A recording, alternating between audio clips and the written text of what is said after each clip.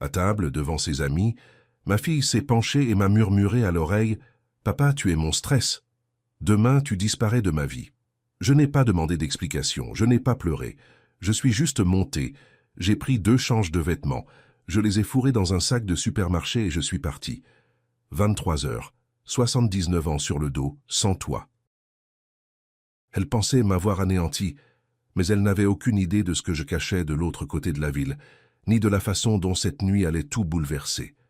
Si cette histoire remue quelque chose en toi, abonne-toi. Chaque jour, il y a une histoire qui pourrait être la tienne. Dis-nous d'où tu regardes. Je m'appelle Marcel Fournier. J'ai 79 ans, je suis veuf. J'ai été professeur d'histoire pendant 42 ans.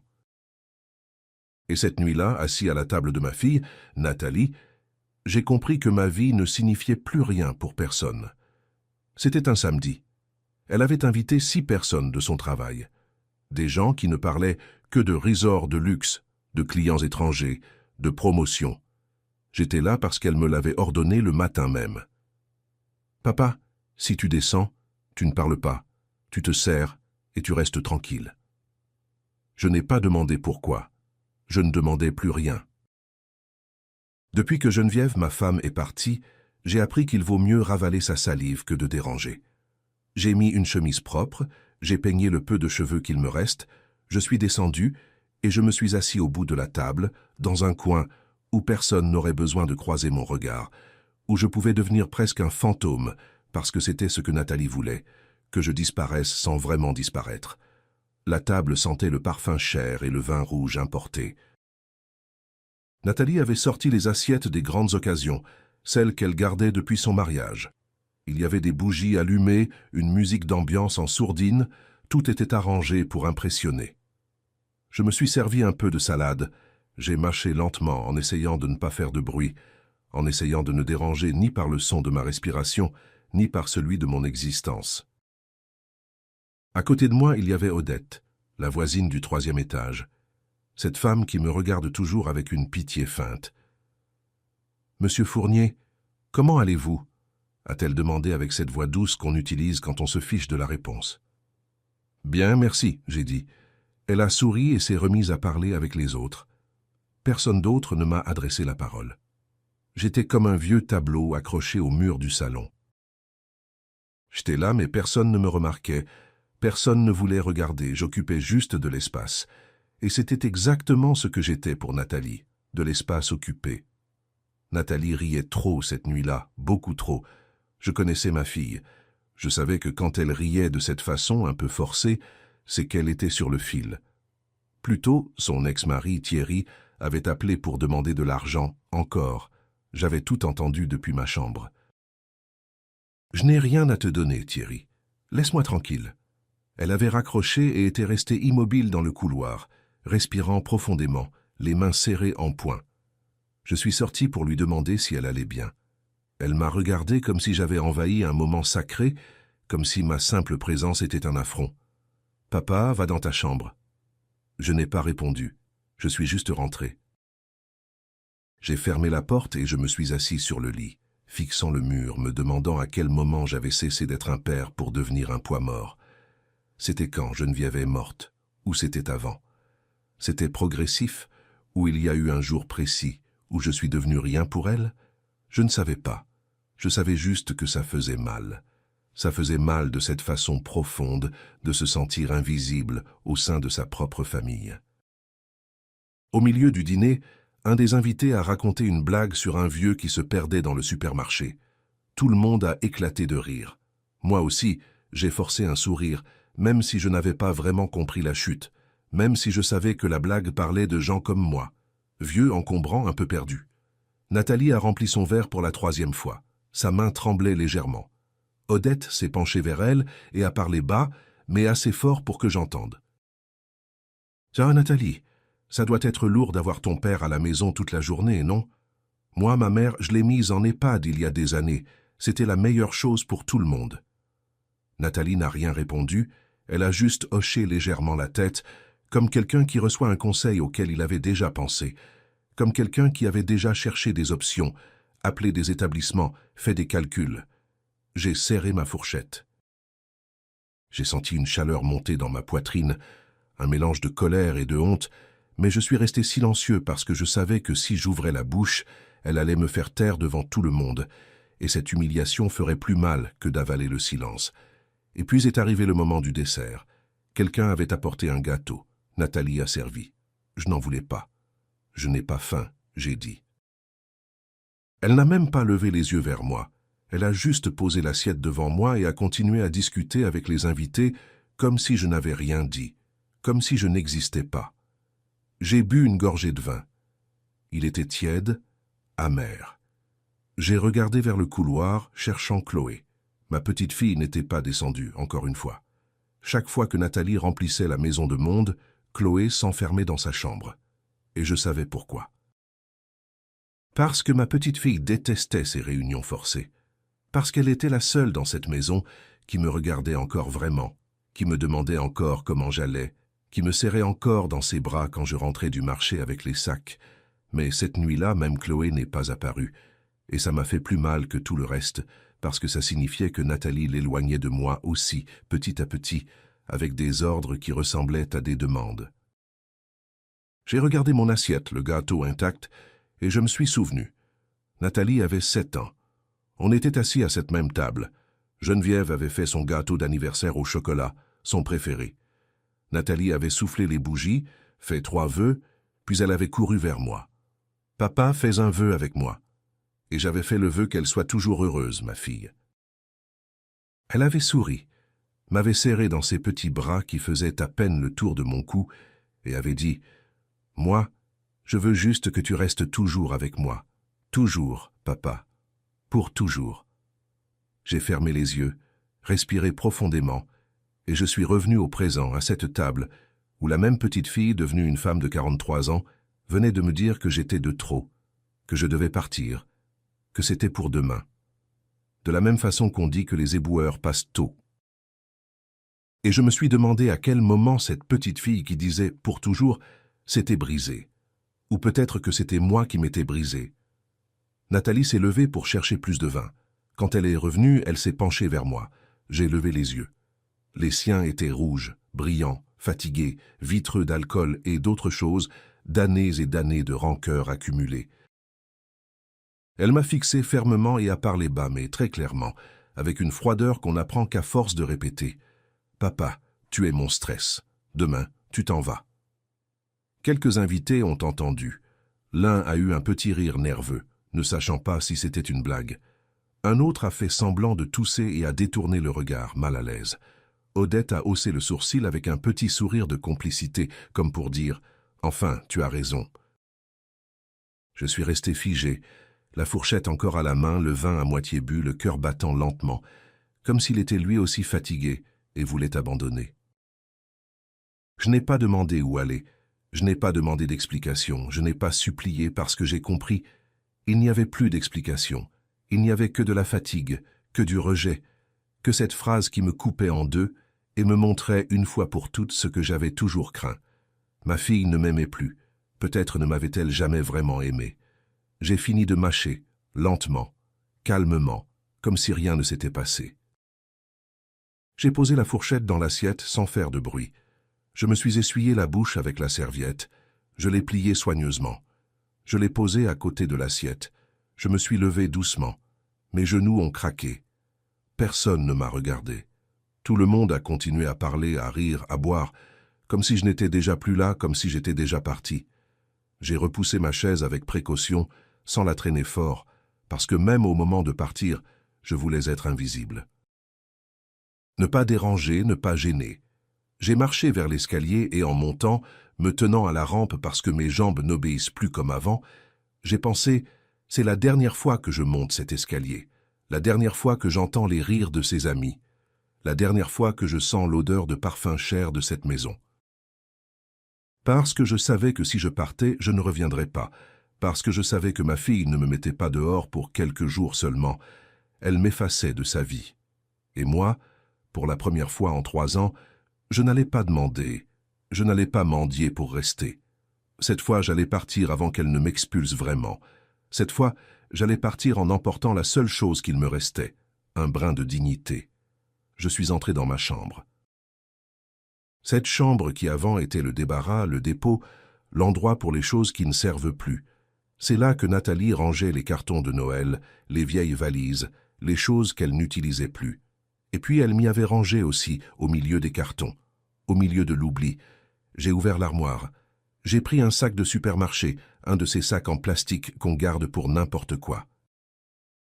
J'y ai mis 2 pantalons, 3 chemises, des sous-vêtements, mes médicaments pour la tension, ma carte d'identité, mon petit carnet où je note les choses importantes, des choses que je ne veux pas perdre de la tête, parce qu'à 79 ans, la mémoire commence à flancher, et je ne voulais pas oublier qui j'avais été un jour. Et j'ai pris une photo de Geneviève. La photo avait environ 50 ans. On était à la plage. Elle souriait, moi aussi. On avait l'air éternel, invincible. On avait l'air que rien au monde ne pourrait nous séparer, mais ça nous a séparés. La mort, puis la solitude. Je suis resté à regarder la photo un instant. J'ai passé le doigt doucement sur son visage. « Qu'est-ce que je fais, mon amour ?» J'ai demandé tout bas. « Je vais où ?» Elle n'a pas répondu. Elle ne répondait jamais. Elle me regardait juste avec ce sourire figé dans le temps, avec cette jeunesse gelée. J'ai rangé la photo, j'ai fermé le sac, j'ai enfilé mon manteau, le même que je portais pour aller au lycée quand j'étais encore quelqu'un, et je suis parti. J'ai descendu l'escalier. Chaque marche grinçait, comme si la maison elle-même me disait adieu. Je suis passé devant le salon. Les invités étaient encore là à discuter, à rire. Quelqu'un racontait une blague, tout le monde riait aux éclats. Nathalie était de dos en train de servir le café. Elle portait la robe noire que Geneviève lui avait donnée, le dernier cadeau. Et elle ne le sait même pas. Personne ne m'a vu. Ou peut-être qu'ils m'ont vu et s'en fichaient. Ou peut-être même qu'ils étaient soulagés. Enfin, le vieux s'en va. J'ai ouvert la porte de l'appartement. Le couloir était vide, éclairé par ces lumières blanches qui font un bourdonnement agaçant, qui ne s'éteignent jamais, qui éclairent mais ne réchauffent pas. J'ai fermé la porte doucement, sans claquer, sans faire de scène, comme quelqu'un qui ferme un chapitre qui ne mérite plus d'être relu, comme quelqu'un qui ferme un livre qui s'est mal terminé. J'ai marché jusqu'à l'ascenseur, j'ai appuyé sur le bouton, j'ai attendu. J'entendais les rires derrière la porte de l'appartement, de plus en plus lointains. Les portes de l'ascenseur se sont ouvertes. Je suis entré. J'ai vu mon reflet dans le métal. Un vieux aux épaules affaissées, les yeux embués, un sac à la main, un homme qui n'a plus de maison. Les portes se sont fermées. Je suis descendu, et à chaque étage qui passait, je sentais que je ne quittais pas seulement un appartement, je laissais derrière moi une vie entière, une fille, une illusion, un amour qui n'avait peut-être jamais été partagé. Quand je suis sorti de l'immeuble, le vent froid m'a frappé le visage comme une gifle, comme un rappel que le monde dehors n'allait pas être plus gentil que celui de l'intérieur. Bernard, le voisin du 2e étage, fumait, appuyé près du portail. Un homme d'environ 64 ans, ancien militaire, de ceux qui parlent peu mais voient tout, qui ne posent pas de questions mais comprennent. Il m'a regardé, je l'ai regardé en retour. Il a éteint sa cigarette contre le mur calmement, comme quelqu'un qui a tout son temps. Il a hoché la tête vers moi lentement, avec respect. Il n'a rien dit, ce n'était pas nécessaire, parce que dans ce geste, il y avait tout. Je sais ce qui s'est passé, j'ai entendu, j'ai vu, et je ne te juge pas. Si je pouvais t'aider, je le ferais, mais je ne peux pas. Je peux juste te voir partir et te souhaiter bonne chance. Moi aussi, j'ai hoché la tête. J'ai rendu le geste comme pour dire « Merci de me voir, de ne pas me juger, de ne pas te moquer ». Et j'ai continué à marcher. La rue était vide, il faisait froid, le vent faisait tournoyer les feuilles mortes sur le sol. Ça faisait un bruit étrange, comme un murmure, comme une voix qui disait « Maintenant, il n'y a plus de retour en arrière ». J'ai serré le sac contre ma poitrine et j'ai marché sans regarder en arrière, parce que je savais que si je regardais, peut-être que je faiblirais, peut-être que je reviendrais, peut-être que je supplierais, et il n'y avait plus de place pour le regret, ni pour l'humiliation. J'ai marché 2 pâtés de maison jusqu'à l'arrêt de bus, 2 pâtés de maison qui m'ont semblé 2 kilomètres, parce que chaque pas faisait mal. Non, pas dans la jambe, à l'intérieur, dans l'âme. Il y avait un banc en métal gelé. Je me suis assis. Le froid traversait le manteau. Le vent sifflait entre les immeubles comme une plainte, comme une musique triste que personne ne veut entendre. Un taxi libre est passé, avec sa lumière allumée. Je n'ai pas levé la main, je n'avais pas d'argent à gaspiller en taxi. Et d'ailleurs, pourquoi? Je n'étais pas pressé, je n'avais pas de destination, j'avais juste une adresse, un nom, un espoir. Un jeune couple est passé, enlacé, riant. Il lui parlait doucement à l'oreille. Elle riait, ils s'embrassaient. J'ai détourné le regard.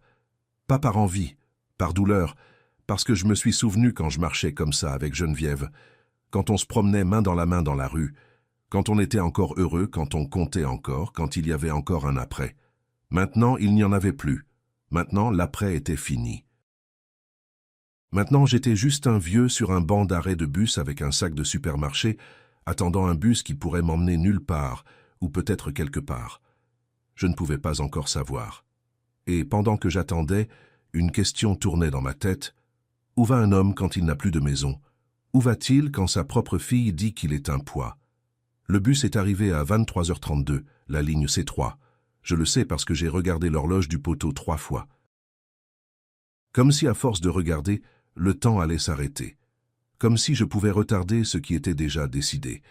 Ce bus traversait la ville entière, du centre jusqu'à la Croix-Rousse, le quartier où j'avais vécu il y a plus de 40 ans, quand j'étais encore jeune, quand j'avais encore un avenir, quand Geneviève et moi venions de nous marier et qu'il semblait que tout était possible. Je suis monté lentement. Les genoux n'obéissent plus comme avant. Chaque marche était un effort, une négociation avec un corps fatigué. Je me suis accroché à la barre avec force, avec peur de tomber, et avec encore plus peur que personne ne me relève. Le chauffeur a levé les yeux. C'était un homme d'environ 50 ans, moustache épaisse, uniforme bleu déjà un peu usé. Il m'a regardé, a froncé les sourcils, comme s'il essayait de se souvenir d'où il me connaissait. Puis ses yeux se sont écarquillés. « Monsieur Fournier ». Je l'ai bien regardé. J'ai mis une seconde. « Yannick ».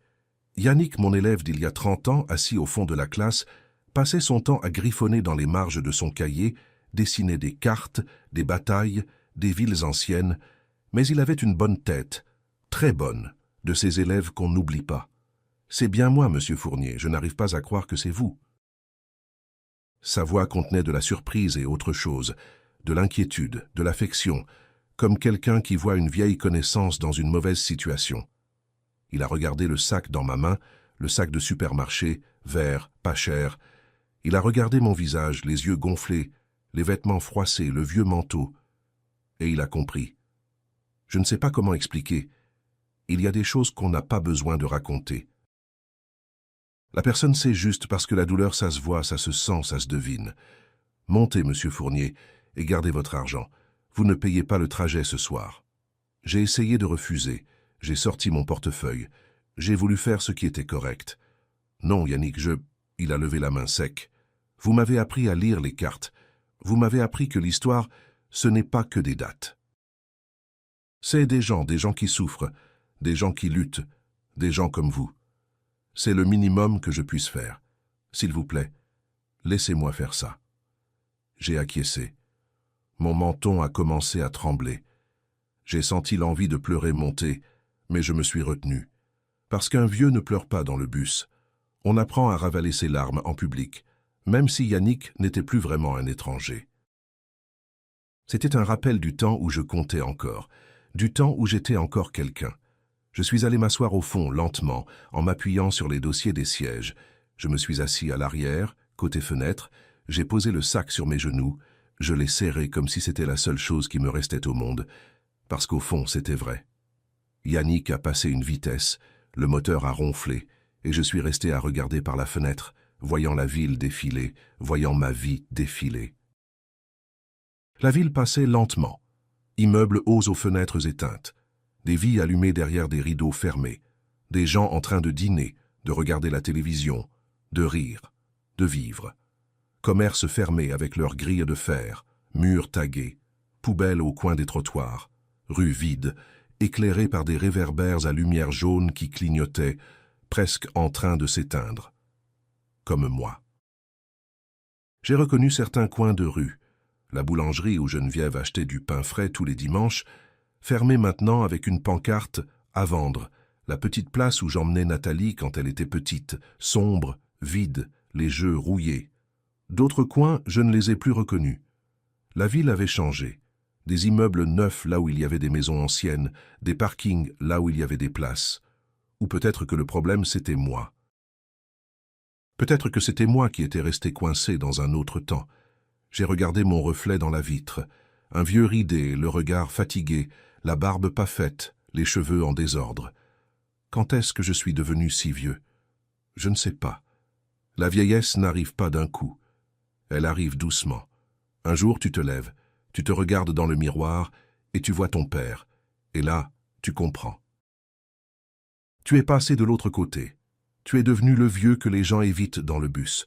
Celui qui sent le médicament, celui qui tousse trop, celui qui parle tout seul. Tu es devenu celui qui dérange juste en existant, celui qui est de trop. La Croix-Rousse, le quartier de ma jeunesse, de l'époque où tout semblait encore possible, quand j'avais encore des rêves, rue pavée, toute de travers, qui fait trébucher, vieux réverbères à lumière jaune, faibles, clignotantes. Petite maison basse avec des grilles rouillées, jardin laissé à l'abandon, chien qui aboie derrière les portails, et une odeur de pain, du pain sortant du four. Cette odeur qui vous attrape par les souvenirs et vous ramène directement en enfance. Et là, je me suis souvenu, Madame Colette, la boulangerie Saint-Joseph, où Geneviève achetait du pain tous les dimanches. Et si Madame Colette était encore là, alors René aussi. René Blanchard, mon meilleur ami depuis l'âge de 17 ans, depuis qu'on était jeune et bête, et qu'on croyait qu'on ne mourrait jamais. On avait perdu le contact depuis environ 8 ans, depuis que j'étais allé vivre chez Nathalie, quand je pensais que c'était la bonne chose à faire, quand je croyais encore que ma fille avait besoin de moi, quand je croyais encore que la famille, c'était pour toujours. Mais René habitait là, dans la maison au portail bleu, numéro 47. Je le savais parce que j'avais habité à 3 pâtés de maison de là, dans une maison qui n'existe plus. Ils l'ont démolie pour faire un parking. J'ai marché lentement, traînant les pieds, serrant le sac comme une bouée en pleine tempête. Les rues étaient sombres, vides. On n'entendait que le vent, mes pas et ma respiration. Mais je connaissais chaque coin d'ici les yeux fermés, chaque carrefour, chaque arbre, chaque fissure dans le sol, parce qu'ici j'avais été heureux, ici j'avais été jeune. Ici, peut-être, je pouvais redevenir quelqu'un. Je suis arrivé devant la maison. Portail bleu délavé, plus bleu dans mon souvenir qu'en vrai devant moi. Peinture qui s'écaillait par plaques, fenêtre avec un rideau blanc jauni par le temps, lumière allumée à l'intérieur. Il y avait quelqu'un d'éveillé, il y avait de la vie là-dedans. J'ai rempli mes poumons d'air, ça faisait mal d'inspirer. J'ai levé la main, elle tremblait. J'ai frappé. Une fois, doucement, on l'entendait à peine. J'ai attendu. Rien. J'ai frappé de nouveau, plus fort. 2 coups secs résonnant dans la nuit. Silence. Puis j'ai entendu des pas traînants, lents, de quelqu'un qui marche avec difficulté, de quelqu'un de vieux comme moi. La porte s'est ouverte lentement, en grinçant, et il était là, René. Mais il avait l'air d'avoir 100 ans, cheveux très blancs, plus que dans mon souvenir. Grosses lunettes, pyjama rayé bleu élimé avec des trous. Il m'a regardé, a plissé les yeux, a mis environ 3 secondes, peut-être 4, comme s'il tâtonnait dans sa mémoire. Puis il m'a reconnu. Ses yeux se sont écarquillés, sa bouche aussi, mais il n'a rien dit. Il n'a rien demandé. Il n'a pas lancé un « Qu'est-ce que tu fais là ?» Il n'a pas demandé ce qui s'était passé. Il n'a pas demandé si j'allais bien. Il a juste ouvert la porte un peu plus grand, avec ce geste que tout le monde comprend. « Bienvenue, tu es chez toi, tu es à moi. Entre. » Ce n'était pas une question, c'était un ordre plein de compréhension, d'affection, du genre de choses que seul un ami de toute une vie comprend sans avoir besoin de beaucoup de mots. Je suis entré. J'ai franchi le seuil et c'était comme passer d'un monde à l'autre, de l'obscurité à la lumière, du froid au chaud, de la solitude à la compagnie. René a fermé la porte derrière moi avec soin, comme quelqu'un qui ferme la porte sur le passé, comme quelqu'un qui protège le présent.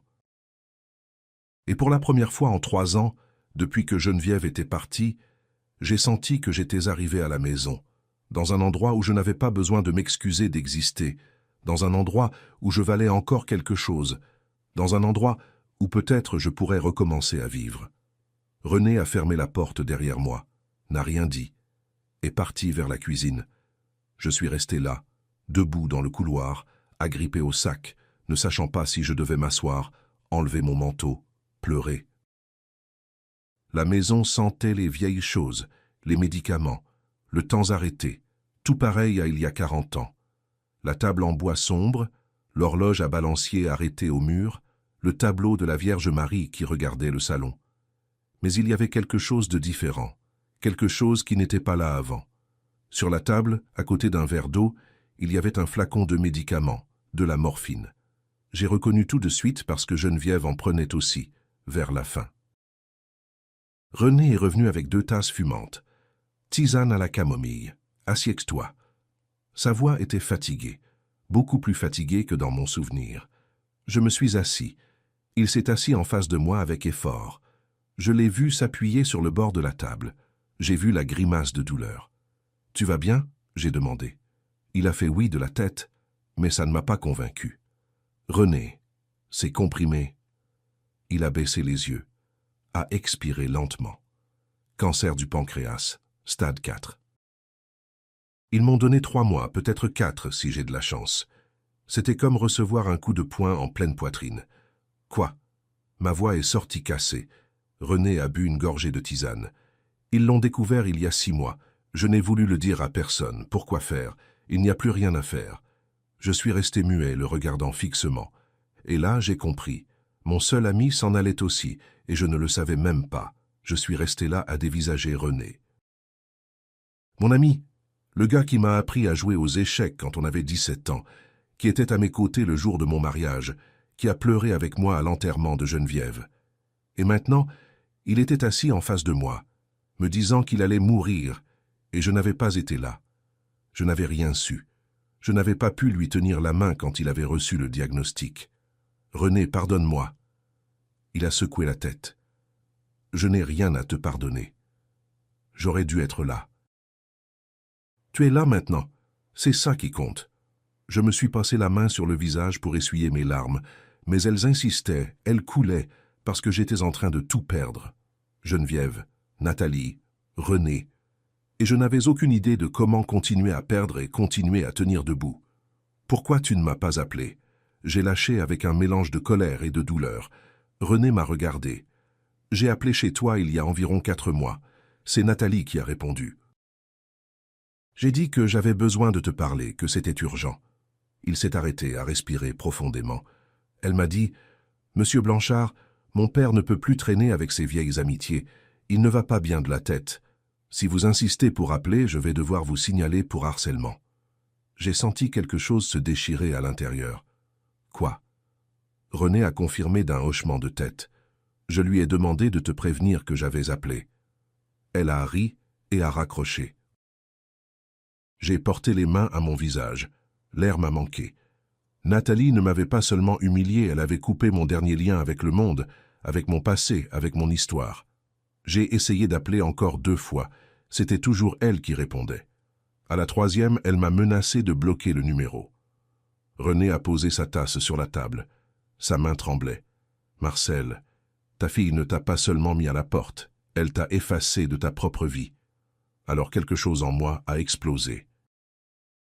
Je me suis levé d'un coup. La chaise est tombée en arrière. « Elle n'avait pas ce droit !» j'ai crié. Ma voix est sortie rauque, brisée. J'ai pris soin d'elle. Je lui ai donné tout ce que je pouvais. René est resté silencieux. Il me regardait juste avec ce regard de quelqu'un qui connaît exactement la taille de la douleur, parce qu'il l'a ressenti aussi.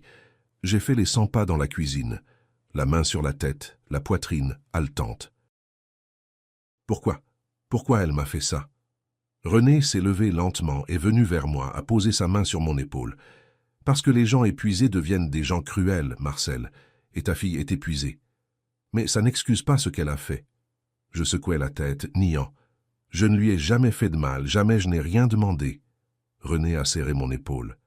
Je sais, mais parfois les gens n'ont pas besoin de raison pour rejeter quelqu'un, ils ont juste besoin d'espace. Et toi, tu occupais cet espace. J'ai senti les larmes glisser chaudes, pleines de rage. Geneviève avait raison. J'ai murmuré. René a froncé les sourcils. Quoi? Ma femme. Avant de mourir, elle m'a dit « Nathalie a la phobie de vieillir, et à cause de ça, un jour elle aura la phobie de toi. » Je n'ai pas voulu le croire. J'ai pensé que c'était la souffrance qui parlait, mais elle avait vu juste. René a retiré sa main de mon épaule, s'est rassis. « Marcel, il y a autre chose que tu dois savoir. » Je l'ai regardé. Qu'est-ce qui pouvait être pire que ça? Il a respiré profondément. Mes fils ne me parlent plus non plus. Ça fait 3 ans que je n'ai vu aucun des deux. Quand je leur ai annoncé pour le cancer, ils ont dit « Papa, tu as déjà ton âge, c'est normal. Arrête de nous appeler avec tes drames. » J'ai senti un nœud monter dans ma gorge. « René !» Il a levé la main pour me couper. « T'as pas pitié de moi. Je te dis ça parce que tu dois comprendre une chose. Tu n'es pas seul. Il y a des milliers de vieux comme nous, mis de côté, oubliés, attendant l'heure de partir, essayant de déranger le moins possible. » Et là, dans cette vieille cuisine, avec cet ami condamné par le temps, j'ai compris la vérité la plus douloureuse de toutes. Vieillir, c'est devenir invisible. Je me suis effondré sur la chaise, j'ai appuyé mes mains sur la table et j'ai pleuré. Ce n'étaient pas des pleurs discrets avec des larmes qui coulent juste au coin de l'œil. J'ai pleuré à gros sanglots, avec un gémissement coincé dans la gorge, la bouche ouverte, la poitrine tremblante. J'ai pleuré pour Nathalie, pour René, pour Geneviève, pour moi, pour tous les vieux de ce monde qui meurent seuls en pensant qu'ils sont des fardeaux. René n'est pas venu m'embrasser, il n'a pas dit que tout allait s'arranger. Il est juste resté là, assis en face de moi à attendre, parce que parfois la meilleure compagnie c'est le silence. Et quand enfin les pleurs se sont taris, quand il n'y avait plus de larmes à verser, René a dit « Il y a un lit dans la chambre du fond, les draps sont propres. Va te coucher. Demain on continue. » Je me suis levé comme j'ai pu, j'ai pris le sac, je suis allé vers la petite chambre du fond. Elle était petite, un lit, une armoire, une fenêtre. Je me suis assis au bord. Le lit a grincé, j'ai regardé le plafond. Tache d'humidité, une fissure qui le traversait. Et là, la pensée m'est venue. Continuer? Pourquoi faire? Pourquoi se réveiller demain si je ne compte pour personne? Si ma propre fille me méprise? Si mon meilleur ami a les jours comptés? Si ma femme est déjà partie? Pourquoi faire? Je me suis allongé, j'ai fermé les yeux et j'ai souhaité ne pas me réveiller. J'ai demandé que le sommeil emporte tout, la douleur, la honte, la solitude, mais il n'a rien emporté. J'ai juste dormi et j'ai rêvé de Geneviève, de l'époque où on était encore jeune, quand on était encore heureux. Je me suis réveillé en sursaut. Je ne sais pas quelle heure il était, tout était sombre. J'ai entendu un bruit, une chute venant du salon. Je me suis levé, je suis sorti de la chambre. René était par terre. Il avait trébuché. Il essayait de se relever, mais n'y arrivait pas. « René !» J'ai couru vers lui. Je l'ai aidé à se relever. Il était léger, beaucoup trop léger. « Ça va », a-t-il murmuré. Mais ça n'allait pas. Il tremblait, transpirait froid. Je l'ai amené jusqu'au canapé. Je l'ai assis doucement. « Tu as mal ?» Il a fait oui de la tête. « Ça fait toujours mal. » Je suis allé chercher les médicaments. Je lui ai donné le comprimé avec de l'eau. J'ai attendu. Petit à petit, le tremblement s'est arrêté. René a respiré profondément. « Merci. » J'ai secoué la tête. « Ne me remercie pas. C'est toi qui as ouvert la porte quand plus personne ne l'ouvrait. » On est resté là, silencieux, lui sur le canapé, moi assis par terre à côté. Puis il a dit « Marcel, n'abandonne pas. » Je l'ai regardé. « Pourquoi pas ?» Il a eu un sourire triste. Parce qu'abandonner, c'est donner raison à ceux qui t'ont mis dehors. C'est leur dire « Vous aviez raison. Je ne valais rien. J'ai dégluti. » Et si c'est vrai, et si vraiment je ne vaux rien? René m'a fixé. Tu vaux quelque chose. Tu vaux parce que tu es là, parce que tu m'as aidé à me relever, parce que tu pleures encore. Quelqu'un qui ne vaut rien ne ressent plus rien. Toi, tu ressens encore. Ça veut dire que tu es encore vivant. Je n'ai pas répondu. Mais ces mots sont restés à tourner en moi comme une graine jetée sur une terre dure. Je suis retourné dans la chambre, je me suis recouché, mais cette fois je n'ai pas demandé à mourir. J'ai juste demandé à me réveiller et à trouver une raison de continuer. Une raison qui ne soit ni Nathalie, ni Geneviève, ni le passé. Une raison nouvelle. Une raison à moi. J'ai fermé les yeux et j'ai dormi profondément, sans rêve. Et quand je me suis réveillé, il y avait de la lumière. René respirait encore. Et moi aussi. Et ça, pour l'instant, c'était suffisant. Je me suis réveillé avec le soleil sur le visage. Tout me faisait mal, le dos, les genoux, l'âme. Mais j'étais vivant. Je me suis levé, je suis allé à la salle de bain, j'ai jeté de l'eau froide sur mon visage, je me suis regardé dans le miroir. J'étais toujours vieux. Mais je n'avais plus l'air d'un vieux vaincu, juste fatigué. Je suis sorti de la chambre. René était déjà debout. Il était dans la cuisine à préparer le café. Il marchait lentement en se tenant aux meubles. « Bonjour », j'ai dit.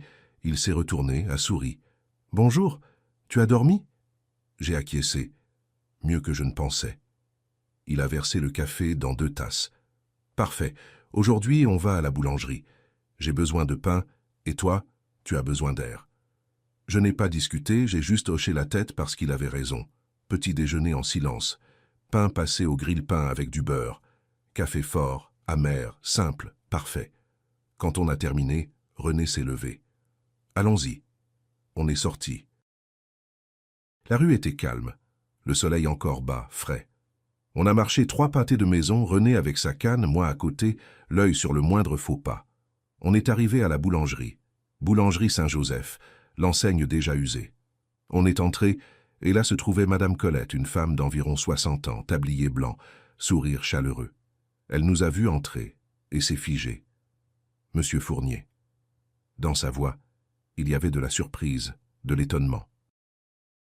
Et autre chose que je n'ai pas compris sur le moment, mais qui est devenu clair après, c'était de la pitié. « C'est bien moi, Madame Colette », j'ai répondu. Elle s'est approchée, mais ne m'a pas embrassé comme je l'imaginais. Elle m'a juste regardé de haut en bas. « Qu'est-ce que vous faites par ici ?» Le ton était étrange, prudent, comme quelqu'un qui marche sur du verre cassé. « Il reste chez moi quelques jours. » René est entré dans la conversation. Madame Colette a hoché la tête lentement, a continué à me fixer et puis a lâché « Monsieur Fournier, votre fille sait que vous êtes ici ?» Je me suis figé. « Non, pourquoi ?» Madame Colette a échangé un regard avec René. « Elle est venue ici il y a environ 2 ans. Elle a demandé de vos nouvelles. J'ai dit que je ne vous avais pas vu. J'ai fait une tête dubitative. « Nathalie est venue ici ?» Madame Colette a confirmé. « Elle a dit que vous aviez fugué, que vous aviez des problèmes de tête, que si je vous voyais, il fallait l'appeler tout de suite. » J'ai senti un froid remonter le long de ma colonne vertébrale. « Quoi ?» Madame Colette a baissé les yeux. « Je ne l'ai pas cru. Vous ne m'avez jamais semblé avoir des problèmes de jugement, mais elle a insisté, elle a laissé son numéro, elle a dit que vous étiez dangereux, que vous pouviez vous perdre, qu'il fallait vous ramener. » René m'a serré le bras, mais j'étais raide. Je n'arrivais pas à bouger ni à respirer correctement. C'était il y a 2 ans, j'ai dit presque sans voix. Madame Colette a confirmé. « Oui, vous habitiez encore chez elle, n'est-ce pas ?» J'ai fait oui de la tête. Et là, j'ai compris. Nathalie voulait se débarrasser de moi depuis longtemps. Elle y pensait depuis des années. Elle attendait juste le bon moment. Et ce moment est arrivé samedi dernier quand elle m'a dit de partir, quand elle a mis en œuvre un plan qu'elle mijotait doucement. « Monsieur Fournier, vous allez bien ?» a demandé Madame Colette. Je n'allais pas bien, mais j'ai répondu d'un hochement de tête. « Oui, merci de me l'avoir dit. » Elle a expiré. Je ne savais pas si je devais en parler, mais j'ai pensé que vous deviez savoir. On a acheté du pain. René a payé. On est sorti, on est rentré en silence. Moi, à l'intérieur, j'assemblais les pièces du puzzle. Nathalie ne m'avait pas mis dehors sur un coup de tête. Ce n'était pas une crise du moment. C'était pensé, calculé, froid. Elle voulait déjà que je disparaisse depuis longtemps. Et elle a fini par réussir. Et moi, comme un idiot, je croyais encore être aimé, je croyais encore être son père. Mais non, j'étais juste un problème qu'elle repoussait à plus tard jusqu'à ne plus pouvoir. On est arrivé à la maison, on est entré, je me suis assis sur le canapé. J'ai mis ma tête entre mes mains. René s'est assis à côté de moi. « Marcel, ne dis rien », j'ai demandé. « Ne dis rien. » On est resté comme ça, en silence, jusqu'à ce que le téléphone de René sonne. Il a regardé l'écran, a froncé les sourcils, numéro inconnu. Il a répondu. « Allô ?» J'ai entendu une voix de femme de l'autre côté, jeune, affolée. René m'a regardé. « C'est pour toi. » Il m'a passé le téléphone. « Allô ?»« Papy. » C'était Chloé, ma petite fille, mais sa voix était différente, brisée. « Chloé, qu'est-ce qui se passe ?»« Papy, je me suis enfuie. » J'ai senti mon cœur s'arrêter une seconde. « Quoi ?»« Je me suis enfuie de la maison, je n'en peux plus de maman. Je la déteste, papy, je la déteste. » Elle pleurait. Je me suis levé. « Chloé, tu es où ?»« À la gare de Perrache. » J'ai pris de l'argent dans ma tirelire, j'ai acheté un billet. Je viens vers toi. « Comment tu as su où j'étais ?» j'ai demandé. J'ai demandé à Yannick, le chauffeur du C3. Il m'a dit. J'ai fermé les yeux. « Chloé, tu dois rentrer chez toi. »« Non, je ne rentre pas. Maman m'a frappé, papy. Elle m'a frappé parce que je t'ai défendu. » J'ai senti un feu monter, sec, dans ma poitrine, de la rage pure. « Elle a levé la main sur toi ?»« Oui. » Je lui ai dit que tu es un homme bon, qu'elle n'avait pas le droit de te mettre dehors. Elle m'a frappé. Elle a dit que j'étais une ingrate, que je ne connaissais rien à la vie. Si tu écoutes mon histoire, laisse un commentaire pour dire d'où tu regardes. Parfois, c'est bon de savoir qu'on n'est pas seul. Chloé, le train est déjà parti ? Oui, j'arrive dans 1 heure. J'ai regardé René. Il a fait oui de la tête, comme pour dire « laisse-la venir ». J'ai soupiré. D'accord. Viens. Mais après, on parle à ta mère. Je ne veux pas lui parler, papy. Chloé, elle t'a chassé, elle t'a humilié et je ne lui pardonnerai jamais. Elle a raccroché. Je suis resté avec le téléphone à la main. René m'a dévisagé. Qu'est-ce qui s'est passé? Chloé s'est enfuie de chez elle. Elle arrive ici. Nathalie l'a frappée. René a fermé les yeux. Mon Dieu, j'ai secoué la tête. Ça va encore empirer. 1 heure plus tard, Chloé est arrivée. Elle a frappé à la porte, j'ai ouvert et elle était là. Ma petite fille. 16 ans, maigrichonne, les cheveux tout ébouriffés, un sac à dos sur les épaules et un bleu sur le bras. Je l'ai serrée fort. Elle s'est accrochée à moi et s'est effondrée. Papy, pardonne-moi. Pardonne-moi tellement. Tu n'as pas à demander pardon pour quoi que ce soit, ma chérie. Tu n'as rien fait de mal. J'aurais dû te défendre avant. J'aurais dû dire quelque chose quand elle t'a mis dehors. Chloé, tu n'as pas à me défendre. C'est moi l'adulte ici. Elle s'est écartée un peu, m'a regardé avec ses yeux pleins d'eau. Mais elle n'a pas ce droit, papy. Elle n'a pas le droit de te traiter comme ça. J'ai acquiescé. Je sais. Mais c'est fait. Maintenant, tu es là et c'est ça qui compte. Chloé a salué René. Il l'a accueilli avec un sourire doux. Elle s'est assise sur le canapé. Je lui ai fait une tisane. Je lui ai fait griller du pain. Elle a mangé lentement. Et puis le téléphone de René a sonné de nouveau. Cette fois, le nom sur l'écran était clair. Nathalie. René m'a regardé. Je réponds? J'ai gonflé ma poitrine. Réponds! Il a répondu et mis le haut-parleur. La voix de Nathalie a explosé de l'autre côté, hurlant, désespérée, pleine de haine. « Où est ma fille, René? Si mon père est là avec elle, je jure que j'appelle la police. Tu vas me la rendre tout de suite. » Chloé s'est raidie. J'ai posé ma main sur son épaule et puis j'ai parlé calme, ferme. « Nathalie, c'est moi. » Silence de l'autre côté. Puis sa voix est venue, crispée, féroce. « Papa, rends-moi ma fille. » Elle va bien. Elle est avec moi et elle va rester ici jusqu'à ce que tu te calmes. Tu n'as pas ce droit. Toi non plus, tu n'avais pas le droit de lever la main sur elle. Encore un silence, et puis sa voix tremblante. « Elle t'a raconté ?»« Oui, elle m'a raconté. »« Papa, je ne voulais pas. »« Si, tu voulais, et tu l'as fait. Maintenant, tu vas devoir faire avec les conséquences. » « Quelles conséquences ? » « Chloé reste avec moi, au moins pour l'instant. Et toi, tu vas avoir le temps de réfléchir à ce que tu m'as fait à elle, à tout le monde. » J'ai raccroché. Nathalie a rappelé, je n'ai pas répondu. Elle a rappelé encore 5 fois. J'ai éteint le téléphone. J'ai regardé Chloé. Elle me fixait, les yeux pleins de larmes. Merci, papy. J'ai acquiescé, et pour la première fois depuis des jours, j'ai ressenti quelque chose qui ressemblait à une raison de continuer. Protéger ma petite fille, même si c'était d'elle-même, de sa propre mère. Cette nuit-là, Chloé a dormi sur le canapé. René a prêté la couverture.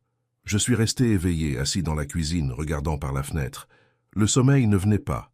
Je pensais à Nathalie, à la façon dont elle avait parlé au téléphone, désespérée, furieuse, mais sans une once de regret. Jamais de regret. Vers 3 heures du matin, le téléphone de René a sonné de nouveau. Il dormait profondément. J'ai répondu. « Allô ?» Silence. Et puis, une voix que je n'avais pas entendue depuis des années. « Marcel. » C'était Monique, ma sœur cadette, 68 ans. Elle habitait en Bourgogne. Depuis que Geneviève était morte, on ne se parlait presque plus. « Monique. Dieu merci. Nathalie m'a appelé. Elle dit que tu t'es enfui, que tu as abandonné la maison, que tu es confus, dangereux. » J'ai fermé les yeux. Je ne suis pas confus, Monique. Je sais, c'est pour ça que je t'appelle. Nathalie raconte des choses horribles. Elle dit que tu l'as maltraitée, que tu as volé de l'argent, que Chloé est en danger avec toi. J'ai senti quelque chose craquer à l'intérieur. Quoi? Ma voix est sortie plus forte que je ne voulais. Chloé a bougé sur le canapé. J'ai baissé le ton. Monique, c'est elle qui m'a mis dehors. Elle m'a dit que j'étais son stress, que je devais partir. Et je suis parti. De l'autre côté, Monique a sangloté. « Je sais, mon frère, je sais. Je t'appelle justement pour ça. Parce que tu dois savoir ce qu'elle raconte. Elle réécrit tout. Elle a appelé plein de monde. Les voisins, les gens du travail. Elle a même appelé Gérard. Mon corps entier s'est raidi. Gérard? Elle a appelé. Elle a raconté que tu avais perdu la tête, que tu avais besoin d'un psychiatre, que Chloé était ensorcelée par toi. Je n'arrivais pas à le croire. Et en même temps, si, parce que c'était bien Nathalie. Quand quelque chose lui échappait, elle changeait la version. Monique, tu l'as cru? Le silence a duré, ça faisait mal. Au début, oui. J'ai pensé, mon frère est vieux. Peut-être qu'il est vraiment confus. Mais après, j'ai appelé Bernard, ton voisin. Il m'a tout raconté. Il m'a parlé du dîner, de ce que Nathalie t'a dit, de comment tu es parti avec juste un sac à la main. Et là, j'ai compris. Ma nièce t'a mis dehors et maintenant elle ment pour ne pas passer pour la méchante. J'ai ressenti un étrange soulagement. Au moins quelqu'un me croyait encore. Merci, Monique. Ne me remercie pas. C'est moi qui aurais dû t'appeler avant, te demander comment tu allais. Mais j'étais fatigué, malade aussi, et j'ai pensé que Nathalie s'occupait de toi. Elle ne s'occupait pas de moi, Monique. Elle me supportait jusqu'à ne plus pouvoir. Ma sœur a pleuré. Pardonne-moi, mon frère, de ne pas avoir été là. Tu n'as pas besoin de demander pardon. Personne n'a besoin. J'avais juste besoin que quelqu'un entende la vérité. Je l'entends, et je vais la raconter à tout le monde. Je vais appeler Nathalie et lui dire en face que c'est une menteuse, que ce qu'elle a fait est mal. Non, Monique, ne fais pas ça. Pourquoi pas? Parce que ça ne fera que jeter de l'huile sur le feu. Laisse-la avec ses versions. Je n'ai plus besoin qu'on me croie. J'ai besoin de tranquillité. Monique a soupiré. D'accord. Mais mon frère, viens chez moi, s'il te plaît. Ne reste pas là-bas. Ici, je peux prendre soin de toi. Ici, je vais bien, Monique. René prend soin de moi. Le silence est revenu. Puis Monique a lâché quelque chose qui m'a glacé le sang. Marcel, Gérard veut te parler aussi. Je suis resté muet. Gérard, mon frère cadet, 72 ans, 8 ans sans échanger un mot. Depuis la mort de notre mère, depuis la dispute pour la maison, lui voulait vendre, moi je voulais garder. J'avais pris soin d'elle jusqu'à la fin. On s'était violemment disputé. Il avait déversé tout ce qu'il gardait depuis toujours. Tu as toujours été le chouchou, toujours toi ceci, toi cela. Je n'ai jamais rien été pour cette famille. Il avait raccroché au nez et n'avait plus jamais repris contact, jusqu'à maintenant. Je ne veux pas lui parler, j'ai répondu. Marcel. Il est malade. Son cancer s'est propagé. C'est pour ça qu'il veut te parler avant qu'il soit trop tard. J'ai senti un froid dans l'estomac. Malade comment? Le cancer s'est propagé, c'est pour ça qu'il veut te parler avant qu'il soit trop tard. Je suis resté sans réponse, la langue lourde. Gérard malade, au bord de la faim, comme René, comme Geneviève, comme tous ceux qui étaient restés derrière.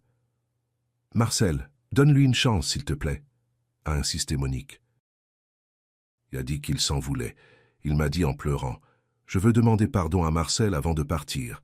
S'il te plaît, mon frère, parle-lui. » J'ai fermé les yeux, inspiré lentement. « D'accord, dis-lui de m'appeler. » J'ai senti le soulagement dans sa voix. « Merci, merci, mon frère. Mais Monique, s'il vient avec ses histoires, ses petits jeux, je lui raccroche au nez. Il ne le fera pas, je te le promets. » On a terminé l'appel. Je suis resté assis, regardant le téléphone. Qu'est-ce que Gérard pouvait dire après 8 ans qui changerait quelque chose? Le lendemain matin, pendant qu'on prenait le petit déjeuner, quelqu'un a frappé à la porte. René est allé ouvrir. C'était une femme, environ 38 ans, mince, visage fatigué, cheveux attachés en chignon simple. « Monsieur Blanchard ?» Il a confirmé. « Je suis Fatima, Fatima Ben Saïd. Je ne sais pas si vous vous souvenez de moi. » René a fait une tête de quelqu'un qui fouille dans sa mémoire, puis il a trouvé.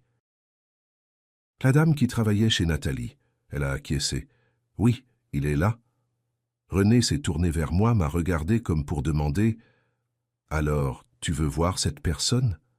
Je me suis levé. Je suis allé à la porte et quand je l'ai vue, quelque chose m'a serré le cœur parce que Fatima avait toujours été correcte avec moi. Elle me traitait avec respect, m'écoutait, et Nathalie l'avait renvoyée sans explication. Fatima, elle m'a vu. Ses yeux se sont remplis d'eau. Monsieur Fournier. Dieu merci. Elle est entrée, s'est assise. Je lui ai servi un café. Sa main tremblait. Monsieur Fournier, j'ai essayé de vous trouver. J'ai appelé chez vous, Nathalie m'a bloqué. J'ai envoyé un message à Chloé. Elle m'a dit que vous étiez parti. Alors j'ai trouvé le numéro de Monsieur Blanchard sur un vieux papier que j'avais gardé. René a fait oui de la tête. Elle m'a appelé il y a 2 jours. Je lui ai dit que tu étais ici. Fatima s'est tournée vers moi. J'ai besoin de vous dire quelque chose. Quelque chose que j'aurais dû vous dire il y a des mois, mais j'avais peur. Mon corps entier s'est tendu. Quoi? Elle a rempli ses poumons. Nathalie m'a demandé de vous donner les mauvais médicaments, de mélanger les doses, de vous faire dormir plus, de ne pas vous appeler à l'heure des repas. Elle disait, plus il dort, moins il dérange. J'ai senti comme si on m'avait jeté de l'eau glacée dessus. Quoi? Fatima a confirmé, en pleurant. Je ne l'ai pas fait, monsieur Fournier.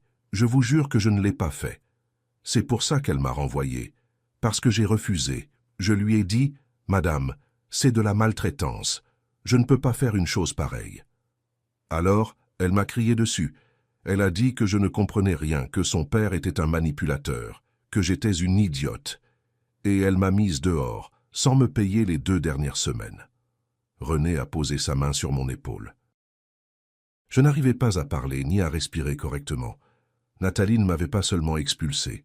Elle avait essayé de me droguer, de me garder éteint pour que je ne dérange pas, pour que je n'existe pas. Monsieur Fournier, j'ai gardé les messages. Si vous avez besoin, je peux vous les montrer. Chloé, qui avait tout écouté depuis le canapé, s'est levée, est venue vers moi, m'a serré dans ses bras. « Papy, pardonne-moi, pardonne-moi. Je ne savais pas. » Je l'ai serré fort. « Ce n'est pas ta faute, ma chérie. Rien de tout ça n'est ta faute. » Fatima a essuyé ses larmes. « Il y a autre chose.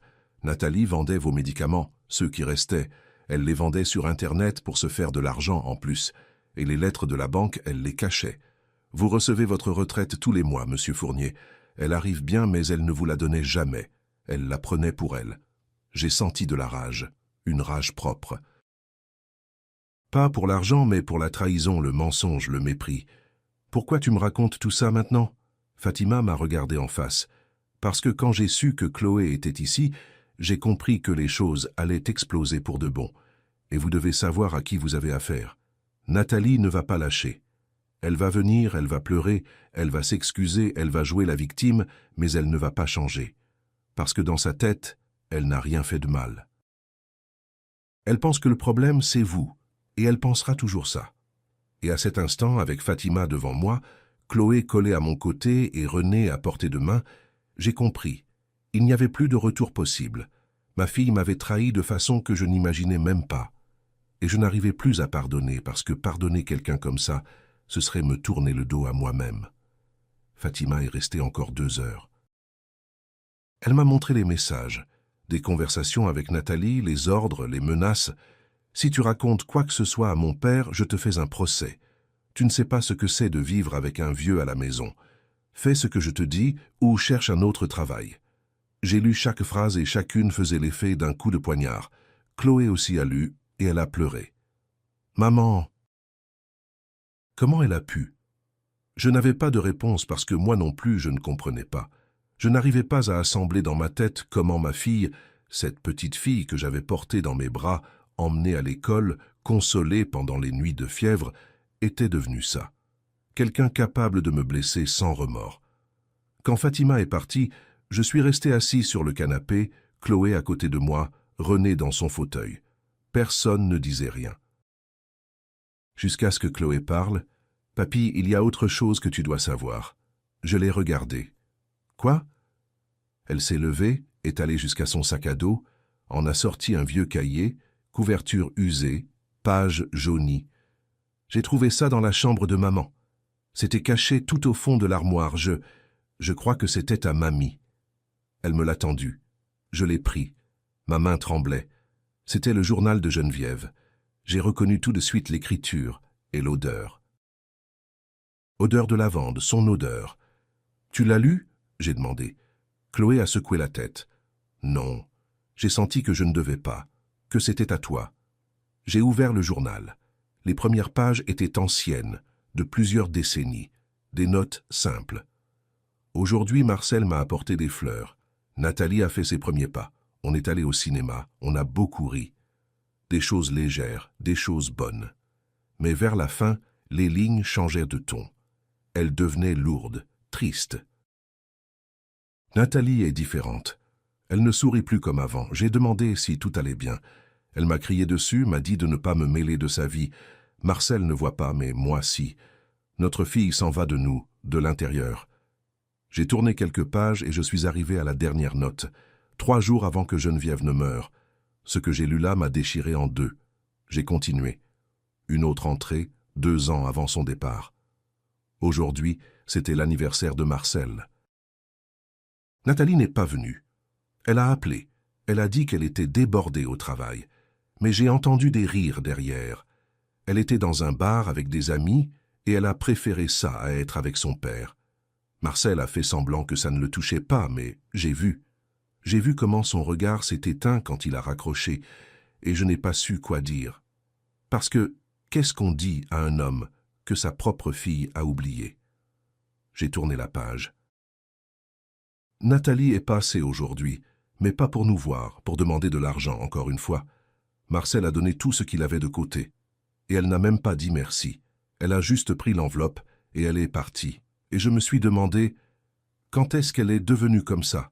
C'est notre faute ou il y a des gens qui naissent simplement sans savoir aimer? Aujourd'hui, Nathalie est venue à l'hôpital, pas pour me voir, pour demander combien de temps il me restait. J'ai dit, peu des semaines, peut-être des jours. Elle a soupiré, pas de tristesse, de soulagement, comme quelqu'un qui se débarrasse d'un poids. Puis elle a demandé, « Et papa, il va s'en sortir tout seul ?» J'ai dit, « Ton père ne sera pas seul, il t'aura, toi. » Elle a ri d'un rire amer. « Maman, je ne peux pas m'occuper de papa, j'ai ma vie, mon travail, ma fille, je ne peux pas. » J'ai dit, « C'est ton père, Nathalie, il a besoin de toi. » Elle m'a regardé. « Maman, je ne l'ai pas choisi, lui. C'est vous qui m'avez choisi, mais moi, je n'ai pas choisi ça. » Et elle est partie sans baiser, sans câlin. Et je suis resté là, dans ce lit d'hôpital, sachant, ma fille va rejeter son père, et je ne peux pas l'empêcher. J'ai fermé le journal un instant. Ma main tremblait. Chloé a demandé, « Qu'est-ce qui est écrit, papy ?» Ma voix ne sortait pas. Je lui ai tendu le cahier. Elle a lu. Elle a porté la main à sa bouche. Non. Ce n'est pas possible. René aussi a lu. Il a secoué la tête. Geneviève avait tout vu. J'ai acquiescé. Elle savait, et elle n'a pas pu empêcher. Chloé a pleuré. Papy, pardonne-moi. Pardonne-moi pour elle. Je l'ai serrée dans mes bras. Tu n'as pas à demander pardon pour quoi que ce soit, mon amour. Tu n'es pas ta mère. Tu es une autre personne. Elle s'est accrochée à moi. Je ne t'abandonnerai jamais, papy. Jamais. Et je savais que c'était vrai, parce que Chloé avait le cœur de Geneviève, pas celui de Nathalie. J'ai continué la lecture. Il y en avait plus, une feuille volante, écrite d'une écriture tremblante, comme si Geneviève avait à peine la force de tenir le stylo. « Marcel, si tu lis ceci, c'est que je suis déjà parti, et c'est que quelque chose a mal tourné, quelque chose que je craignais. Nathalie t'a rejeté. Je le sais. J'ai vu ça arriver. Je l'ai vu pendant des années, dans la façon dont elle te regardait, dans son soupir quand tu parlais, dans sa façon d'éviter de te serrer dans ses bras. J'ai essayé de discuter, j'ai essayé de lui faire comprendre, mais elle n'a pas voulu. Alors maintenant, mon amour, je te demande, ne reviens pas. Si elle te met dehors, ne reviens pas. Ne supplie pas, ne t'humilie pas, parce que Nathalie ne sait pas aimer, et toi, tu mérites d'être aimé. » Les larmes tombaient sur le papier, brouillant l'encre. Ta place n'est pas avec elle. Ta place est là où on t'accueille à bras ouverts, là où tu n'as pas besoin de t'excuser d'exister, là où tu n'es pas un poids. Cherche René. Il a toujours été ton vrai frère, plus que Gérard, plus que n'importe qui. Cherche-le, reste avec lui. Et vis, Marcel. Vis sans culpabilité, sans honte, sans demander pardon d'avoir vieilli. Vieillir n'est pas un crime, c'est un privilège. Et tu mérites de vivre ça en paix. Je t'aime, je t'ai toujours aimé. Et où que je sois, je veillerai sur toi. Geneviève. J'ai fermé le journal. Je l'ai serré contre ma poitrine. Et j'ai pleuré, comme je n'avais pas pleuré depuis son enterrement, parce que Geneviève m'avait vu, m'avait compris. Et elle me donnait la permission d'être heureux sans Nathalie. Chloé m'a serré dans ses bras.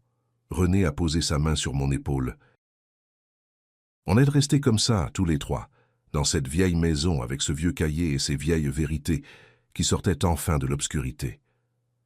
Au bout d'un moment, les pleurs se sont calmés.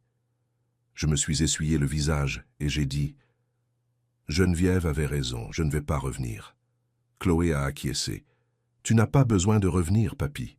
Tu peux rester ici, avec moi, avec Monsieur Blanchard. » René a souri. « Cette maison est à toi, Marcel, aussi longtemps que tu en auras besoin. » J'ai acquiescé. Et pour la première fois depuis bien des jours, j'ai ressenti quelque chose qui ressemblait à l'espoir. Ce n'était pas encore de la joie, non, mais c'était un début. La certitude qu'il valait encore la peine de continuer, que Geneviève, de là où elle était, n'avait pas arrêté de veiller sur moi. Cet après-midi-là, quelqu'un a frappé à la porte. René est allé ouvrir. Et là, j'ai entendu une voix grave, rauque, familière. « Marcel est là. » René s'est tourné vers moi, m'a regardé comme pour demander « Alors, tu veux voir cette personne ?» Je me suis levé, je suis allé à la porte, et là se tenait Gérard, mon frère, 72 ans, mais avec une tête de 90. Maigre, très maigre, jaune, cerne profond, une canne à la main, des vêtements trop larges sur son corps. Quand il m'a vu, ses yeux se sont embués aussitôt. Marcel.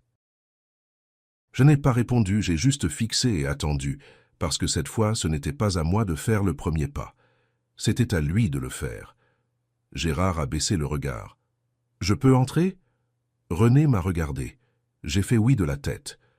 Gérard est entré, s'est assis sur le canapé. Je suis resté dans le fauteuil en face de lui. Chloé était dans la cuisine, René aussi, laissant de l'espace. Gérard a respiré profondément. « Je suis venu te demander pardon. » Je suis resté silencieux. J'ai juste attendu.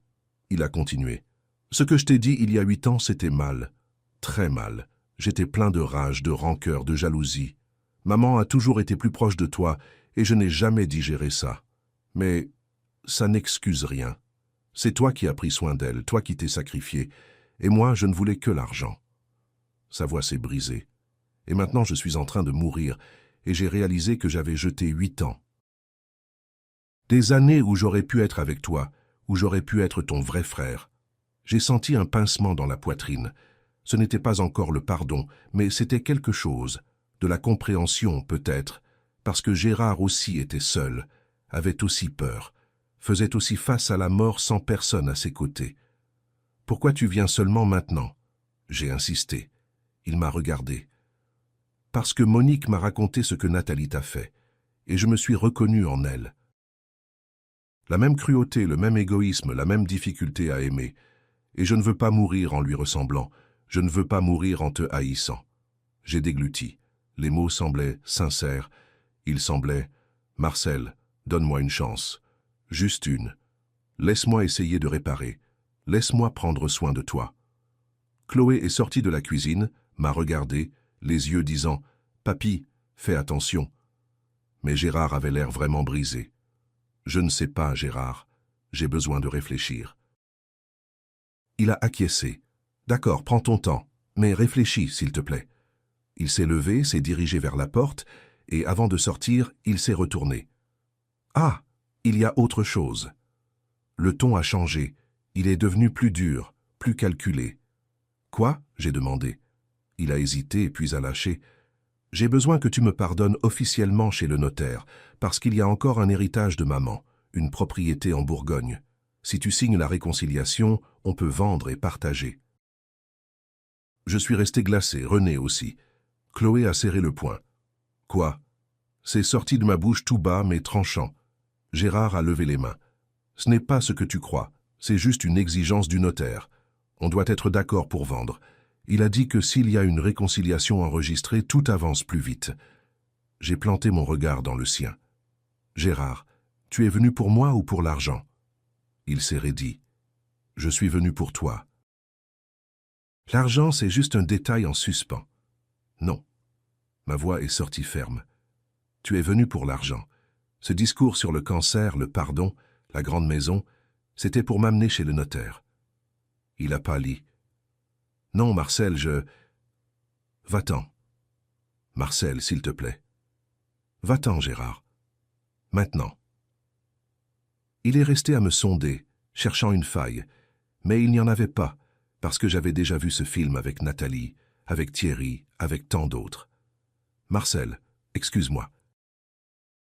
Tu n'es pas désolé. Tu es frustré parce que ton plan n'a pas marché.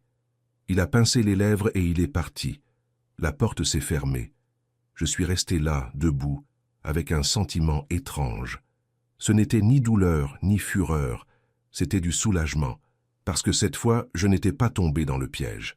Cette fois, j'avais vu le trou avant d'y mettre le pied. Chloé est venue en courant. « Papy, tu as bien fait. » J'ai acquiescé. « Je sais, ma chérie, je sais. » Je me suis assis. Ma main tremblait, mais ce n'était pas de la peur, c'était de la rage mêlée à autre chose, une sorte de fierté. Parce que pour la première fois de ma vie, j'avais dit non à quelqu'un qui voulait profiter de moi. Geneviève disait toujours « Marcel, tu es trop bon. » Et les gens le voient et en profitent. Et je répondais « Mais c'est ma famille, mon amour. Qu'est-ce que tu veux que je fasse ?» Elle me regardait, triste. « Je veux que tu te valorises, que tu comprennes que tu n'as pas besoin de te donner entièrement pour être aimé. » J'ai fermé les yeux. J'ai pensé tout bas. J'ai appris, Geneviève. Il m'a fallu 79 ans, mais j'ai appris. René s'est approché. « Cet homme ne changera pas, je sais. Mais toi, tu as changé. » Je l'ai regardé. « Comment ça ?» Il a souri. « Il y a une semaine, tu aurais dit oui, par peur de blesser, de mal paraître, de rester seul. Maintenant, tu as dit non, parce que tu sais que tu mérites mieux. » J'ai senti une chaleur monter dans ma poitrine. Il avait raison, je n'étais plus ce vieux courbé, acceptant tout pour ne pas être jeté. J'étais devenu quelqu'un qui comprenait sa propre valeur, qui savait qu'il vaut mieux être seul que mal entouré.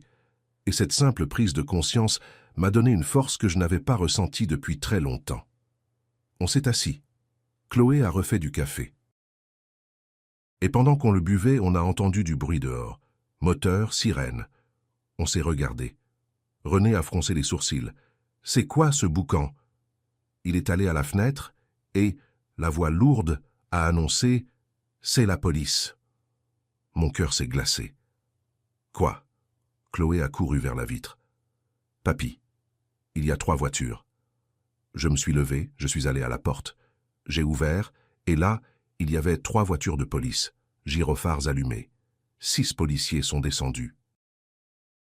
L'un d'eux, la quarantaine environ, uniforme impeccable, s'est dirigé vers moi. « Vous êtes monsieur Marcel Fournier ?» J'ai acquiescé, la bouche sèche. « Oui. » Il a sorti un carnet de notes. « Nous avons une plainte pour enlèvement de mineurs. Chloé Morel. Elle est ici ?» J'ai senti le sol s'ouvrir sous mes pieds. Enlèvement. Le policier a confirmé d'un hochement de tête. « Votre fille, Nathalie Morel, a déposé plainte. Elle dit que vous avez retiré la mineure du domicile sans autorisation, que vous la retenez ici contre sa volonté. » Chloé est sortie de l'intérieur, les yeux pleins de larmes. C'est un mensonge.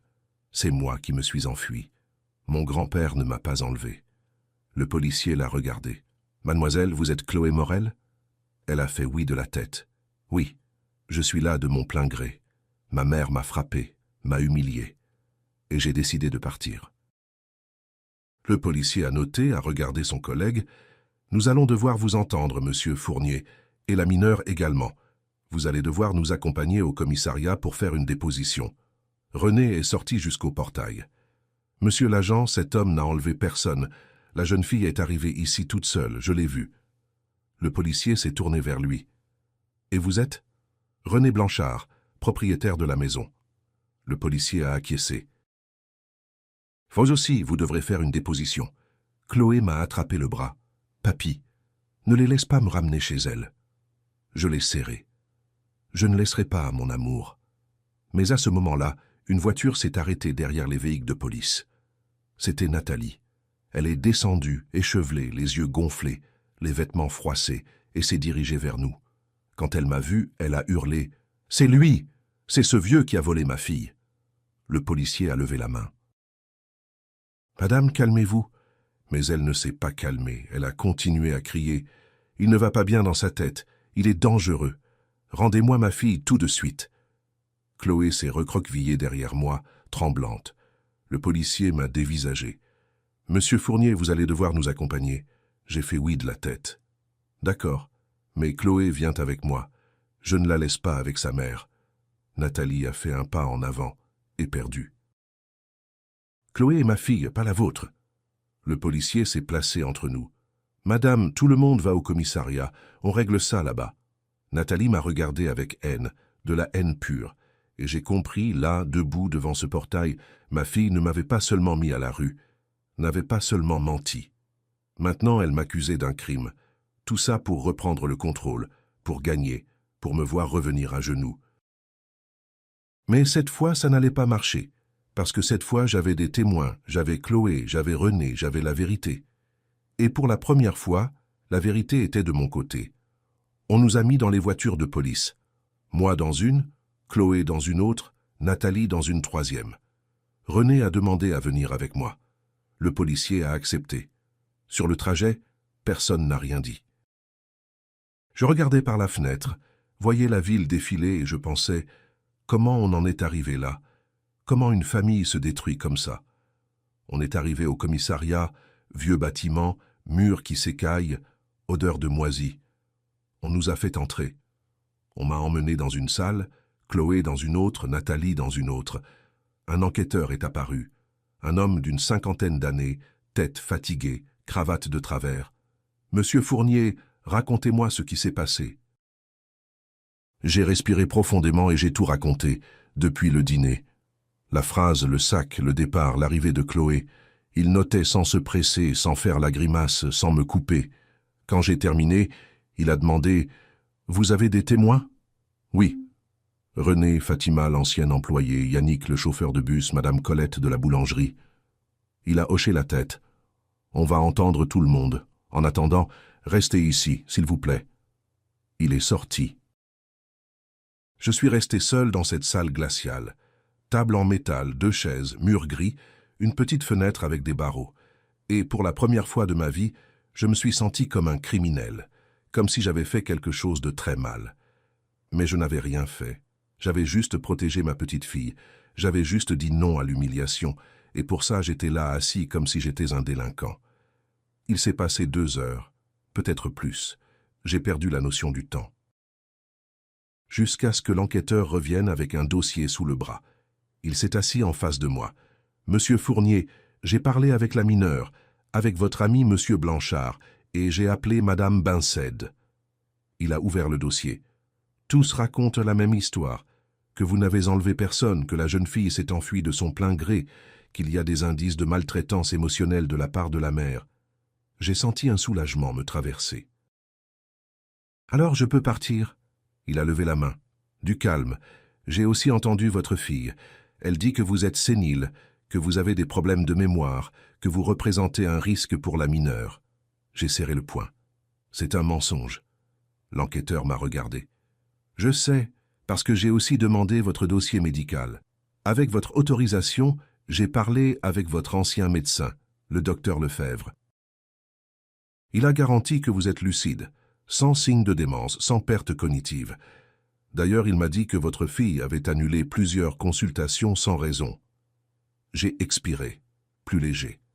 Alors, Monsieur Fournier, il n'y a pas de crime d'enlèvement ici. Mais il y a une mineure qui ne veut pas retourner chez sa mère, et ça complique les choses. » J'ai dégluti. Qu'est-ce qui va se passer pour Chloé? Il a fermé le dossier. C'est le juge qui décide. On va fixer une audience. D'ici là, Chloé peut rester avec vous, mais sous suivi de l'aide sociale à l'enfance. L'aide sociale à l'enfance? Il a acquiescé. Une assistante sociale passera à la maison où Chloé habite. Elle va regarder les conditions, discuter avec vous. Elle rédige un rapport, le juge le lit et décide. J'ai fait oui de la tête. D'accord, je ferai tout ce qu'il faut. L'enquêteur s'est levé. Vous êtes libre, mais ne quittez pas la ville et gardez la jeune fille en sécurité. Je me suis levé. Je suis sorti de la salle. Chloé était dehors, assise sur un banc, René à côté. Quand elle m'a vu, elle a couru, m'a serré dans ses bras. « Papy, qu'est-ce qu'ils ont dit ?»« Que tu peux rester avec moi pour l'instant. » Elle a pleuré de soulagement. « Merci, papy. Merci. » Je l'ai serrée dans mes bras. J'ai regardé vers le couloir. Nathalie était appuyée contre le mur, me fixant les yeux pleins de larmes. Mais ce n'était pas de la tristesse, c'était de la rage, c'était de la défaite. On est sorti du commissariat. Il faisait déjà nuit, l'air était frais. René a appelé un taxi. On est rentré à la Croix-Rousse en silence. Quand on est arrivé, René a fait de la tisane. Chloé s'est jetée sur le canapé. Moi, je me suis assis à côté, et pour la première fois depuis des heures, j'ai pu respirer profondément. « Papy. »« Tu crois que le juge va me laisser rester ici ?» m'a-t-elle demandé. J'ai plongé mon regard dans ses yeux. « Je ne sais pas, ma chérie, mais je vais me battre. Je vais faire tout ce qui est en mon pouvoir pour que ça arrive. » Elle a acquiescé. « Moi aussi, je vais me battre. » René s'est assis avec nous. « Vous allez vous en sortir, tous les deux. Je vais m'en assurer. » Et là, dans cette maison simple, avec ces 2 personnes, j'ai ressenti quelque chose que je n'avais pas ressenti depuis longtemps. La famille. Le lendemain, je me suis réveillé tôt. Il y avait des choses à régler, des choses que je ne pouvais plus repousser. Je suis allé à la banque. Madame Colette m'a accompagné. Avec son aide, j'ai réussi à transférer ma retraite sur un nouveau compte à mon nom. Nathalie ne pourrait plus y toucher. L'employé m'a regardé avec pitié. « Monsieur Fournier, votre fille a essayé de bloquer ce transfert. » Je l'ai regardé.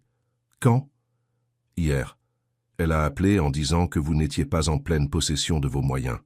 Mais pour bloquer, il faut une ordonnance du juge. Et elle n'en a pas. » J'ai fait oui de la tête.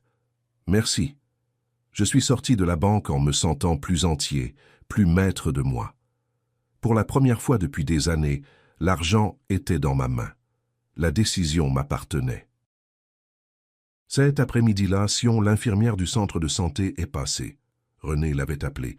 « Monsieur Fournier, j'ai appris ce qui s'est passé. » J'ai acquiescé. « Oui, ça a été dur. » Elle s'est assise. « Vous avez besoin d'un avocat, quelqu'un pour vous représenter à l'audience. J'en connais un, il s'appelle Maître Duval.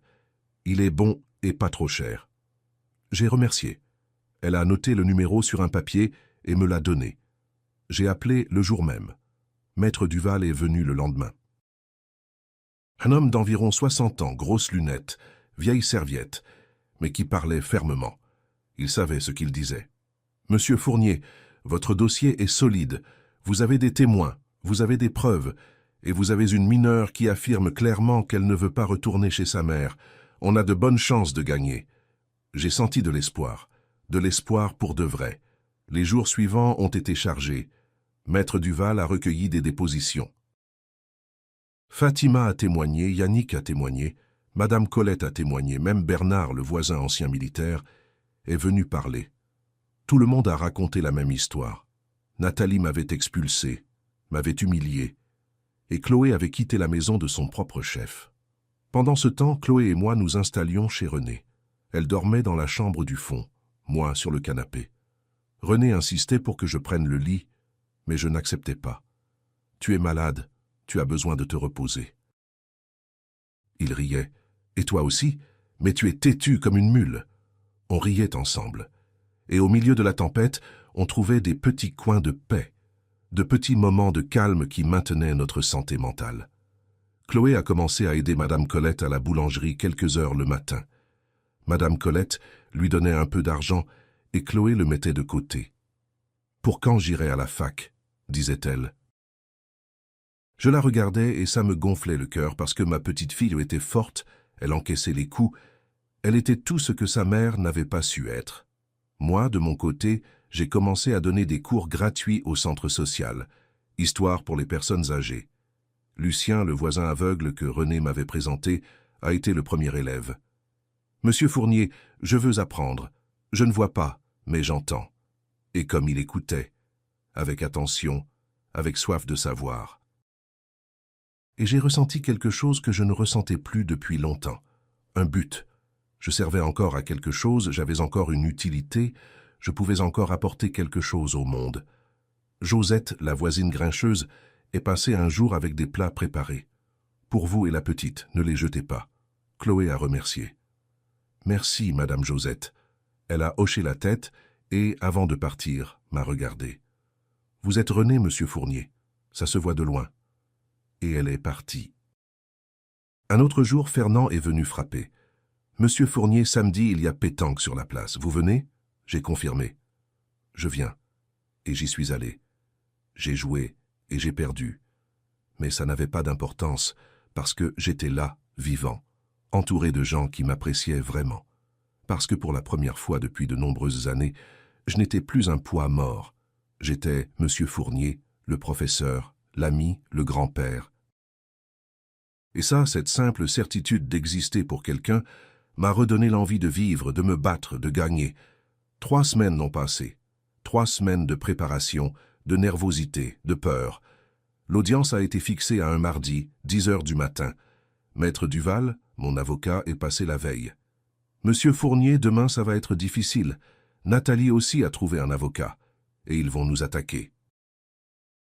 Ils vont dire que vous êtes trop vieux, que vous n'avez pas les moyens de vous occuper d'une adolescente, que Chloé a besoin de sa mère. » Je l'ai regardé. « Et nous, on va dire quoi ?»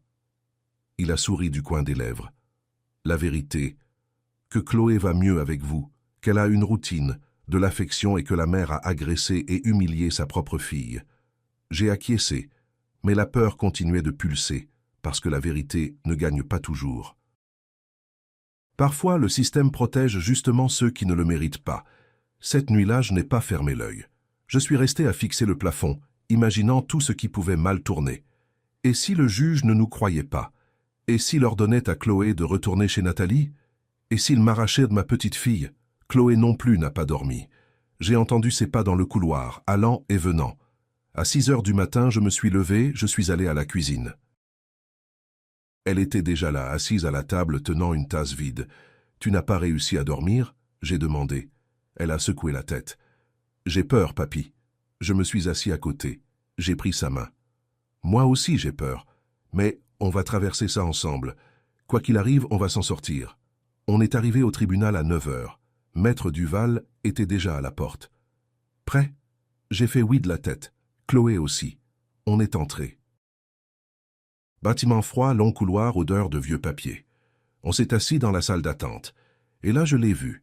Nathalie, assise de l'autre côté avec son avocat, un jeune type, costume cher, tête de quelqu'un qui croit qu'il commande tout, Nathalie m'a fixé. J'ai soutenu son regard. Elle avait changé, plus maigre, cernes lourds, cheveux sans vie. Mais le regard était toujours le même, dur, froid, incapable d'admettre une faute. Chloé m'a serré la main. Ne la regarde pas, papy. Je n'ai plus peur de la regarder, ma chérie. On a appelé notre affaire. On est entré dans la salle. La juge était une femme d'environ 55 ans, lunettes sur le nez, expression fermée. « Bonjour, je suis la juge Sylvie Marchand. Nous sommes ici pour décider de la garde provisoire de la mineure Chloé Morel. Madame Morel, vous commencez. » L'avocat de Nathalie s'est levé. « Madame la juge, ma cliente est une mère dévouée, travailleuse, responsable. Elle s'est occupée de sa fille pendant 16 ans. Quant à Monsieur Fournier, avec tout le respect que je lui dois, il a 79 ans. Il n'a pas les capacités physiques, émotionnelles, ni financières de s'occuper d'une adolescente. De plus, il a retiré la mineure du domicile sans autorisation maternelle. Cela constitue un enlèvement. » Maître Duval s'est levé. « Objection, Madame la juge. Il n'y a pas eu d'enlèvement. La mineure a quitté le domicile de son plein gré. Nous avons des déclarations qui le confirment, et de plus il y a des indices d'agression physique et de maltraitance émotionnelle de la part de la mère. » L'avocat de Nathalie a eu un sourire ironique. « Maltraitance ? Ma cliente n'a jamais agressé sa fille. Ce qui s'est passé, c'est une discussion ponctuelle, chose courante entre une mère et une adolescente. Rien de plus. » Chloé s'est raidie. Maître Duval s'est tourné vers la juge. « Madame la juge, la mineure a un hématome sur le bras enregistré par l'aide sociale à l'enfance, et il y a des témoins qui confirment la violence psychologique. La juge a noté. Poursuivons. Monsieur Fournier, souhaitez-vous parler ? » Je me suis levé, les jambes tremblantes, mais la voix ferme. « Oui, madame, je n'ai pas volé ma petite fille. Elle est venue vers moi parce qu'elle n'avait plus nulle part où aller, parce que sa mère l'a frappée. Parce que sa mère m'a mis dehors comme si j'étais une ordure. Je veux juste prendre soin d'elle, lui donner un toit, lui donner de l'amour. Je sais que je suis vieux, je sais que je ne suis pas parfait, mais j'aime cette petite, et elle m'aime, et ça devrait compter pour quelque chose. » Je me suis rassis. La juge m'a observé. « Vous avez un domicile fixe ? » ?»« Oui. J'habite chez mon ami, Monsieur Blanchard. »« Vous avez des revenus propres ? » ?»« J'ai ma retraite. »« Et j'aide à la boulangerie du quartier. » Elle a noté. « Et toi, Chloé, qu'est-ce que tu veux ?» Chloé s'est levée, les jambes tremblantes, mais la voix ferme. « Je veux rester avec mon grand-père.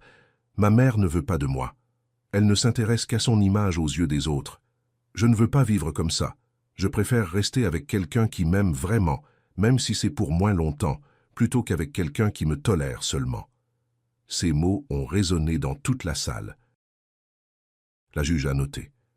Nathalie s'est levée, affolée. « Chloé, ce n'est pas vrai, je t'aime. » Chloé l'a regardée en pleurs. « Non, maman, tu ne m'aimes pas, et je n'ai plus besoin de toi. » Nathalie a pâli et s'est effondrée sur sa chaise.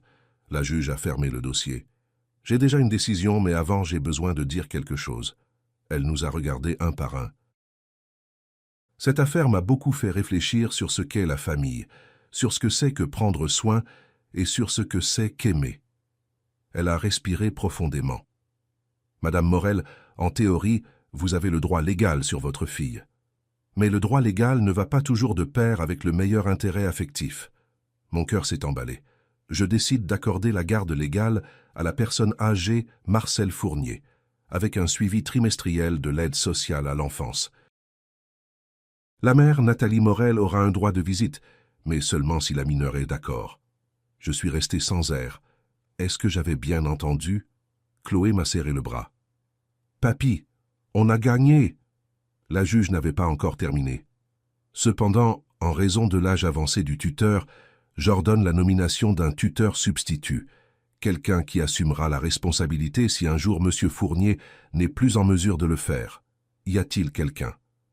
Maître Duval s'est levé. « Oui, Madame la juge, Madame Fatima Ben Said, ancienne employée de la famille, s'est proposée comme tutrice suppléante. » La juge a acquiescé. « Très bien. Préparez les documents. Elle a donné un coup de marteau. L'audience est close. Et à cet instant, tout a explosé en moi. Chloé pleurait. Je pleurais. Maître Duval souriait. Et Nathalie? Nathalie s'est levée et est partie, muette, sans regarder en arrière. On est sorti du tribunal. Le soleil était fort, le vent frais. Et je ressentais quelque chose que je n'avais pas ressenti depuis des années. La victoire. Pas une victoire sur Nathalie, une victoire sur la peur, sur le sentiment d'être mise au rebut. Chloé m'a serré dans ses bras. « Merci, papy. Merci de t'être battu pour moi. » Je l'ai tenu fort. « Je me battrai pour toi tant que j'aurai de l'air dans les poumons, ma chérie. Toujours. » Maître Duval m'a serré la main. « Monsieur Fournier, vous avez fait l'histoire. » Ce n'est pas tous les grands-pères qui obtiennent une garde comme ça. J'ai souri. C'est la vérité qui a gagné. Et on est rentré à la maison, à la Croix-Rousse, ce vieux quartier où j'avais recommencé à vivre. 6 mois plus tard, la vie s'est arrangée. Chloé a changé d'école. Elle étudiait tout près maintenant. Elle s'était fait de nouveaux amis. Elle riait plus. Elle dormait sans cauchemar. René continuait sa lutte contre le cancer. Il y avait des bons jours, des mauvais jours, mais il ne perdait jamais le sourire. « Marcel, si je tombe demain, je tomberai heureux, parce que je t'ai eu ici avec moi, plus que je n'espérais. » Je souriais aussi, parce que je savais que c'était sincère. Fernand continuait à m'appeler pour la pétanque. « Monsieur Fournier, vous en avez gagné 3 d'affilée. Vous trichez ?» Je riais. « Non, juste de l'entraînement. » Madame Colette continuait à m'appeler pour aider. « Monsieur Fournier, demain matin tôt, il y a du stock à vérifier. Comptez sur moi, j'y serai. » Josette continuait à arriver avec ses plats. « Pour vous, pour la petite, pour Monsieur Blanchard. Mangez tout. » Lucien, le voisin aveugle, continuait mes cours. « Monsieur Fournier, aujourd'hui vous me parlez de Napoléon. » Et je racontais avec plaisir, parce qu'enseigner me rendait la vie, me rappelait qui j'étais. Monique venait nous voir tous les mois. Elle apportait des sacs, des médicaments, des câlins. « Mon frère, ça me fait plaisir de te voir comme ça. » Et moi aussi je ressentais cette joie, parce qu'après tout ce temps, j'avais la certitude. Je n'étais plus un fardeau. Je manquais à des gens, je comptais, et ça changeait tout. Un après-midi, j'étais assis sur la terrasse, Chloé a apporté une tasse de café. « Papy, tu penses à quoi ?» J'ai levé les yeux vers elle. « À ta grand-mère, à ce qu'elle a écrit dans ce cahier. L'amour, ce n'est pas le sang, c'est un choix. » Chloé a souri. Elle avait raison. J'ai acquiescé. Oui, il m'a fallu 79 ans pour comprendre, mais maintenant j'ai compris. René est sorti avec le journal sous le bras, s'est assis à côté de moi. De quoi vous parlez? D'amour, de famille, de choix. Il a ri. Sujet important. Madame Colette est passée sur le trottoir. Monsieur Fournier, demain 7 heures tapante, hein? J'ai levé la main. Comptez sur moi. Et à cet instant, en regardant Chloé, René, Madame Colette, ce bout de quartier qui m'avait accueilli sans rien demander, j'ai compris quelque chose de grand. J'avais gagné. Pas contre Nathalie. J'ai vaincu l'abandon. J'ai vaincu la solitude. J'ai vaincu l'idée que vieillir, c'est cesser d'exister. Parce que là, avec presque 80 ans, entouré de gens qui m'avaient choisi, j'existais plus que jamais. Et si toi qui écoutes mon histoire, tu t'es déjà senti jetable, si on t'a déjà dit que tu ne fais que gêner, si un jour quelqu'un qui disait t'aimer t'a tourné le dos, tu dois savoir une chose, tu n'es pas seul. Moi aussi, je suis passé par là, et je suis encore là. Pas parce que j'étais fort, mais parce que j'ai trouvé des gens qui m'ont choisi, des gens qui m'ont vu, des gens qui m'ont aimé, sans exiger que je m'excuse d'exister. Et toi aussi tu peux trouver ces gens, cette famille choisie, cet endroit où tu manques. N'abandonne pas, ne te tais pas, ne te laisse pas éteindre, parce que tu vaux quelque chose, même si personne ne le dit, même si personne ne le montre, tu vaux quelque chose. Alors tu as déjà été rejeté par quelqu'un qui disait t'aimer. Raconte-le ici en dessous, tu n'es pas seul.